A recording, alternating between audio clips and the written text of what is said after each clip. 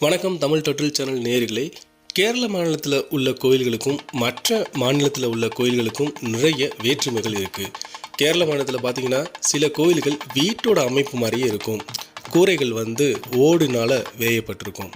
சரி, கோயில்கள் மட்டும்தான் வித்தியாசமா அப்படின்னு கேட்டால் பூஜை முறைகளும் முற்றிலுமாக வித்தியாசமாக இருக்குது.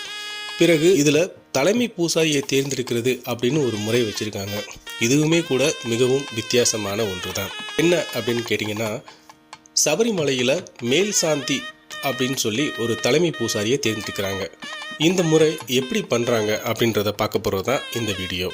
மேல் சாந்தி அப்படின்னா தலைமை பூசாரி அப்படிங்கிறது அர்த்தம். இந்த மேல் சாந்தி பதவிக்கு விண்ணப்பிக்கும்படி தேவசம் போர்டில் இருந்து அறிவிப்பு வந்துடும். வந்ததுக்கு அப்புறமேலு இதை குலுக்கல் முறையில் ஒருத்தரை மட்டும் ஐயப்பன் சன்னதி முன்னாடி தேர்ந்தெடுக்கிறாங்க. அது என்ன முறை அப்படின்னு கேட்டிங்கன்னா, உதாரணமாக ஒரு 10 பேர் தேர்வு செய்யப்பட்டால் அவர்களோட பெயர்களை தனித்தனி சீட்டில் எழுதிடுவாங்க. ஒரு குடத்தில் அவங்க பெயர்கள் எழுதிய அத்தனை சீட்டுகளையும் போட்டுருவாங்க. மற்றொரு குடத்தில் மேல் சாந்தி அப்படின்னு ஒரு சீட்டில் எழுதிட்டு மீதம் இருக்கிற 9 சீட்டுகள்லையுமே எதுவுமே எழுதாமல் அப்படியே போட்டுருவாங்க.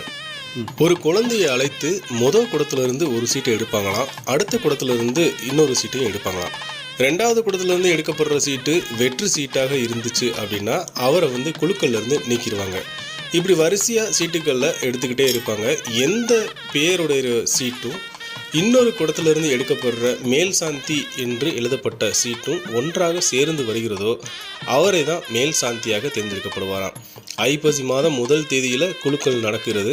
கார்த்திகை மாதம் 1 தேதியில் புதிய பூசாரி தான் நடைய திறப்பாராம். இப்படி ஒரு நடைமுறையை வச்சுருக்காங்க. இந்த நடைமுறையை பார்க்கும்போது நம்மளோட ராஜராஜ சோழன் அவர்கள் பயன்படுத்திய குடவோலை சீட்டு முறை தான் எனக்கு ஞாபகம் வந்தது. உங்களுக்கு என்ன ஞாபகம் வருதுன்னு சொல்லி சொல்லுங்கள். இந்த வீடியோ உங்களுக்கு பிடிச்சிருந்தா லைக் பண்ணுங்கள், ஷேர் பண்ணுங்கள்,